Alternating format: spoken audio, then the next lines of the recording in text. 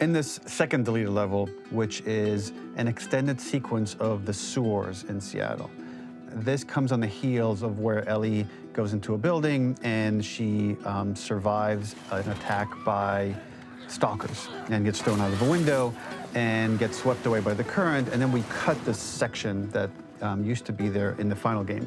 Now you will get to play it. So this was a way to get a bit more interesting puzzles, interesting traversal, figure out how Ellie can navigate the sewers with the fighting current. Ultimately, with a lot of these levels and these sequences, the reason why we cut them were for pacing purposes. But here it is for you in this very kind of raw form that part of it will feel finished, parts of it will feel like assets are missing as far as audio, animation won't be final. But it's a glimpse into what a game looks like when it's months away from finishing. Enjoy.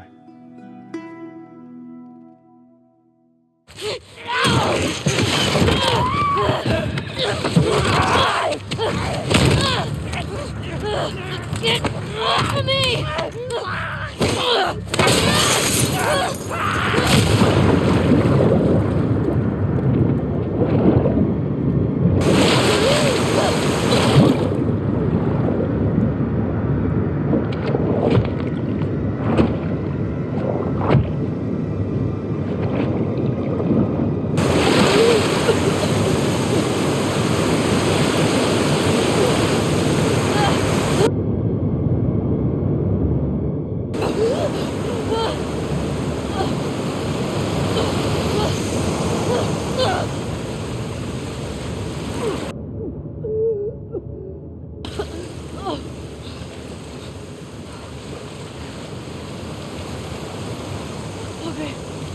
Okay.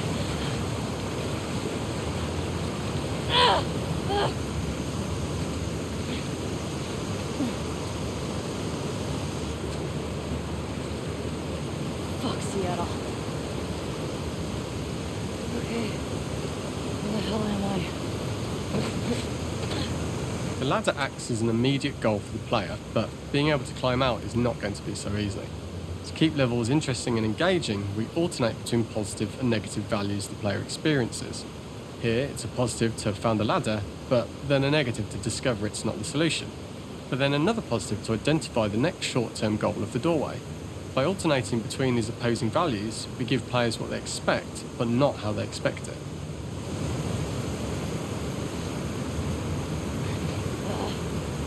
Fucking kidding me.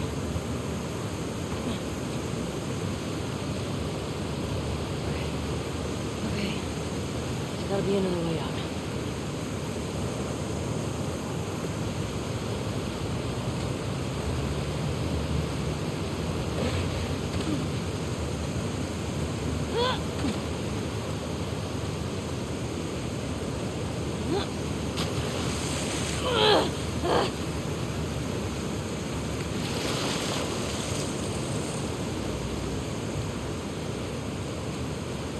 This level, internally known as Find Nora, was quite long in duration as we had to make Ellie traverse a far distance to the opposite side of downtown Seattle. The sewer section was originally longer than what we released the game with, approximately 10 minutes more. This was one of the few areas of the game that used water flow as part of a traversal puzzle. The player has to go upstream to use the current to get to the platform to reach the other side. We mostly cut this mechanic game wide, however it remained in essence in the section swimming to the aquarium as Ellie, when you were avoiding the waves.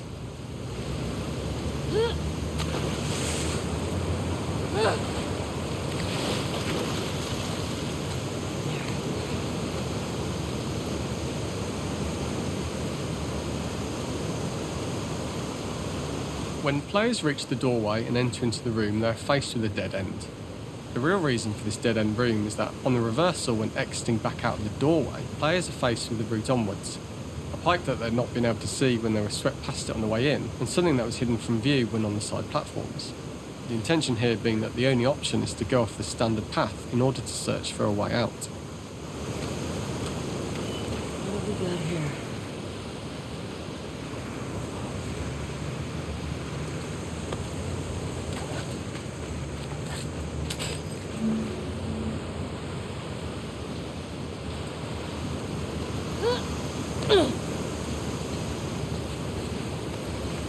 Get me the hell out of here. Throughout the rest of the level, we also used light to indicate to the player that they were heading in the right direction. At each turn, however, we blocked the direct route forward. Players would know that they just have to keep finding alternative paths, promoting those feelings of being desperate and trapped.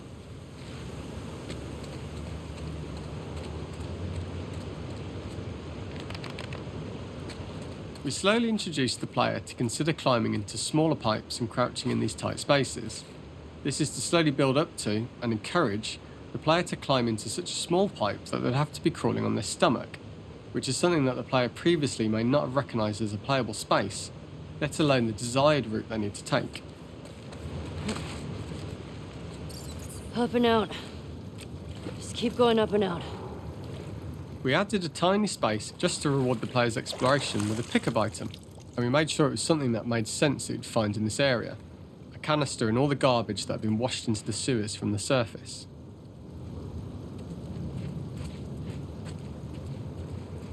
We loved the idea of making Ellie prone through a tiny dirty pipe in order to get out, as it was a great opportunity to use our prone mechanic.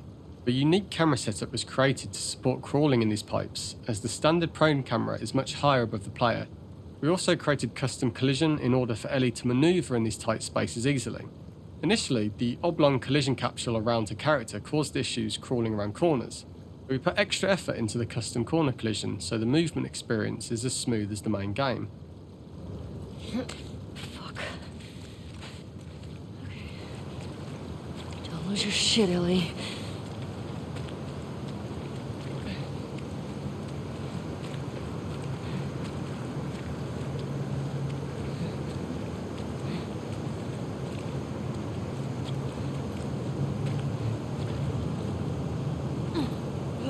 In order for the player to feel cramped, claustrophobic and desperate, we'd been enforcing the traversal mechanics that allow for a tight environment which promote these feelings. We introduced the use of the squeeze through so that we can keep the player feeling enclosed and tight, but without repeating the same geometry. Here we change from low ceilings with wider walls to high ceilings and tight walls to change up the spatial pacing and keep the level from repeating itself.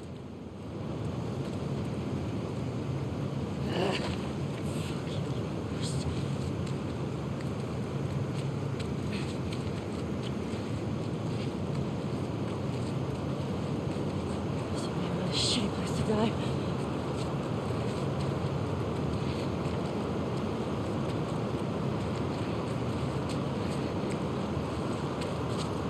Originally, we had the waterline much higher here, so players had to swim through this tight tunnel. However, from watching user test feedback, it was occasionally causing people to discount the route entirely and turn back on themselves. So to avoid any risk of this happening in the final game, we present a lower water level so the tunnel is easy to see and commit to using. Although this isn't as impactful without the prone swim, it's the better decision as it means a smooth experience for the player with no backtracking frustration.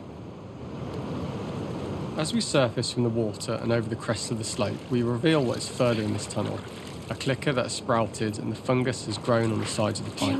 It was great to see people who user tested this area becoming increasingly worried as we forced the player to squeeze past the fungus and inches away from the clicker's face, all the time not being sure whether the clicker might be alive or attack them. Although we aren't as cruel as to force a clicker attack in such close proximity, we do have a payoff for this moment. This clicker momentarily turned into Joel to show Ellie's PTSD from what happened to Joel at the start of the game. Ultimately, we decided to save this moment for the farm level, as it was more impactful there because it could become the centrepiece of that experience. Whereas in the sewers, we weren't able to make it as much of a narrative point and give it the breathing room and reaction time that it deserves, given the tight space.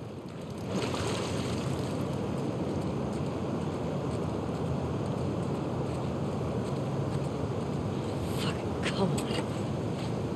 We draw the player towards this pipe as it is seemingly the route out of the tight space. Fairly soon it is obvious that this path is blocked.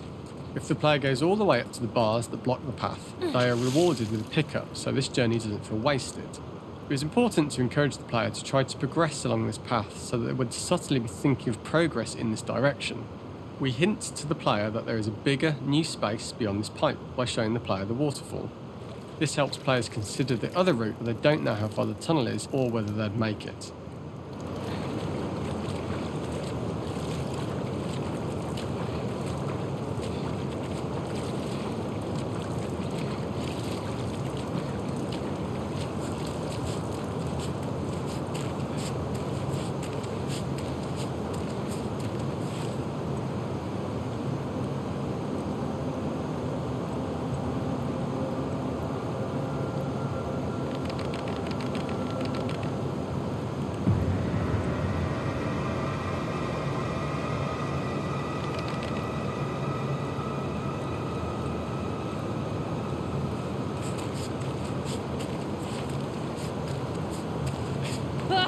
shit!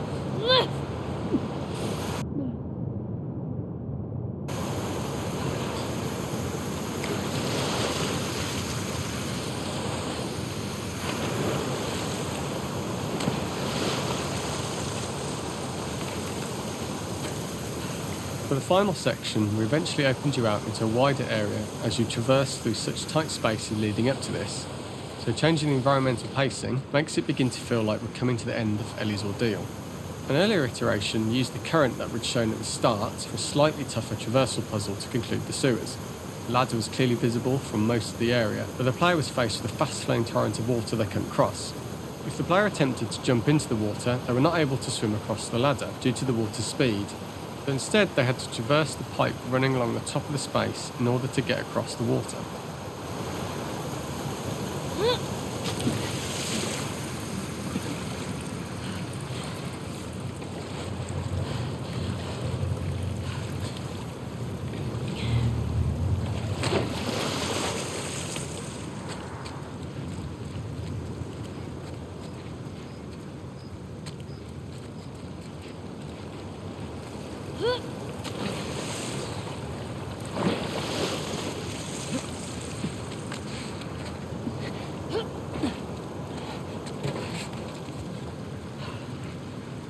Using this pipe was retained in the iteration we shipped with, as it's the last of the extreme methods Ellie has to undergo in order to escape the sewers, and what she will go through in her pursuit of revenge.